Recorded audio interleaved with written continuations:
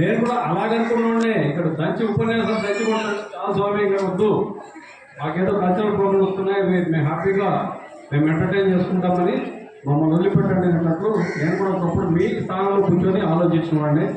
అందుకే ఎక్కువసేపు మాట్లాడదలుచుకోలేదు. First of all నన్ను ఈ కార్యక్రమాన్ని ఇంత మంచి కార్యక్రమాన్ని ఇన్వైట్ చేసినందుకు ఆఫీసర్కి నాకు ఇన్వైట్ చేసిన వాళ్ళందరికీ కూడా నచ్చగలుగుతాను. అదేవిధంగా ఆ పేరెంట్స్ ఇంతమంది పిల్లలు మీ అందరి మధ్య నేను ఈరోజు 4 మంచి విషయాలు మాట్లాడే అవకాశం నాకు కల్పించిన మరొకసారి కృతజ్ఞతలు.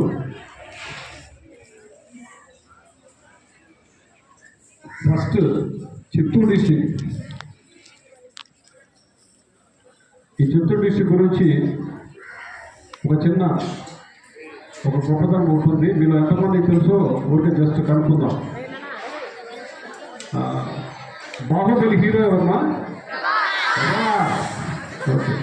పుష్ప హీరో ఎవరు? మా తెలుగు తల్లికి మల్లెపూదండ రాసింది ఎవరు?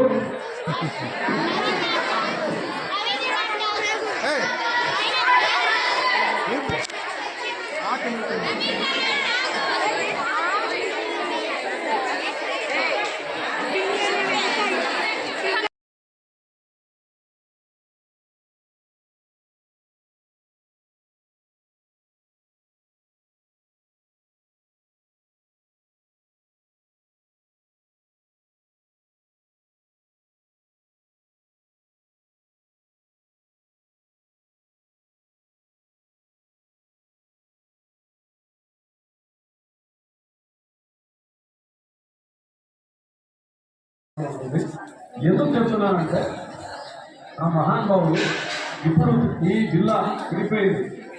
ఉమ్మడి చిత్తూరు జిల్లాలో శంకరంపాడి సుందరాచార్య గారు పిలుస్తారు, తిరుపతి దగ్గర ఉండే పిలుస్తారు ఆయన జన్మస్థానం. ఆయన ఇదే జిల్లాలో ఉద్యోగం చేసి ఇక్కడే రిటైర్డ్ అయ్యి ఇక్కడే ఆయన తన జీవితాన్ని గడపడం జరిగింది. ఎందుకు ఆ గొప్ప వ్యక్తి గురించి ఎందుకు చెప్తున్నానంటే మనకు అధికార తెలుగు పాటగా మాధ్యమం తల్లి మల్లెపూదండ ఉంది. కనీసం ఈ చిత్తూరు జిల్లాలో మాకు చదువుకునేటప్పుడు టీచర్స్ కూడా మొదట అలాంటి మహానుభావులు ఇంకా చిత్తూరు జిల్లాలో ఎంతమంది ఉన్నారు అలాంటి వాళ్ళ గురించి కూడా చెప్తే కాస్త మోటివేషన్ ఉంటారు పిల్లలకి. జస్ట్ కనుక్కుందామని చేశాను, అంతవరకు ఇంకేం లేదు. తర్వాత ఇంకా సబ్జెక్ట్ వద్దాం. పేరెంట్స్ తల్లిదండ్రులు ఉన్నారు కదా, ఇప్పుడు నేను అడిగేదానికి నిజాయితీగా సమాధానం చెప్పండి.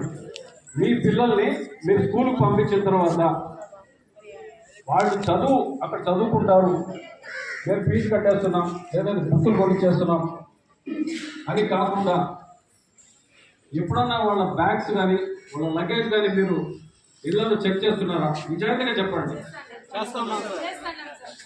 చేస్తున్నారా? ఊరికే ఇంతమందిలో అక్కడక్కడ ఒకరిద్దరు చెప్తున్నారు. అదే రకంగా పిల్లలు ఉన్నారు ఇక్కడ, వీళ్ళు ఎంతమంది మీ తల్లిదండ్రులు మీ చదువు కోసం కష్టపడుతున్నారు? అబద్ధాలు వద్దు, మీరు అంత దూరం మీరు ఆలోచించలేదని నాకు తెలుసు. వద్దు ఇవన్నీ చూసా. నిజంగా తల్లిదండ్రులు కష్టపడే అది కనుక మీకు అవగాహన ఉంటే, మీకు నిజంగా ఒకవేళ అవగాహన ఉంటే మీరు ఎటువంటి పరిస్థితుల్లోనూ మీ తల్లిదండ్రులని డిమాండ్ చేయరు.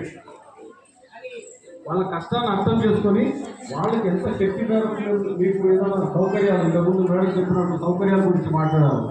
అటువంటి సౌకర్యాలు అది మీకు సైకిల్ కావచ్చు, లేకుంటే ఇంకోటి కావచ్చు, ఏదైనా కావచ్చు, ఆ సౌకర్యాల గురించి వాళ్ళు ఒత్తిడి చేయకుండా పేరెంట్స్ వాళ్ళ ఉద్దేశం రేపు మీరు మంచిగా చదువుకోవాలి, భవిష్యత్తులో బంగారు పంటలు వేస్తారని, వాళ్ళ ఆశలు జీవిస్తారని, సమాజంలో మంచి గౌరవ స్థానంలో ఉంటారని మీకు చదువు కోసం ఇక్కడ పంపించడం జరిగింది.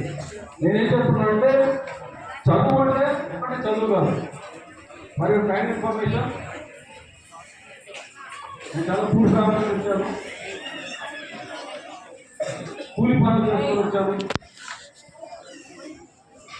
చదువులో కూడా చెప్తున్నాను, నేను ఎవరే స్టూడెంట్నే. లేదా జస్ట్ అబౌవ్ యావరేజ్ స్టూడెంట్. ఎందుకు చెప్తున్నానంటే చదువు విద్యార్థులు చదువుకునేటప్పుడు చదువు ఒక్కటే ఇంపార్టెంట్ కాదు, దాంతోపాటు మానసిక ఉల్లాసం ఉండే క్రీడలు కూడా చాలా ఇంపార్టెంట్. అది లేకుంటే ఫిజికల్ వర్కౌట్ లేకుంటే ఎంత చదువు చదివినా కూడా కొంతమంది కుర్రవాళ్ళు పుట్టుకతో వృద్ధుల్లా తయారవుతారు. మనుషులు పెరిగే కొద్ది వయసు పెరిగే ఇంకా వాళ్ళకన్నా ఆ వయసు ఎక్కువగా తెలుస్తుంది, త్వరగా కడిచిపోతుంది, త్వరగా అనేక జబ్బులు వస్తాయి. ఆడుతూ పాడుతూ చదవండి సంతోషంగా.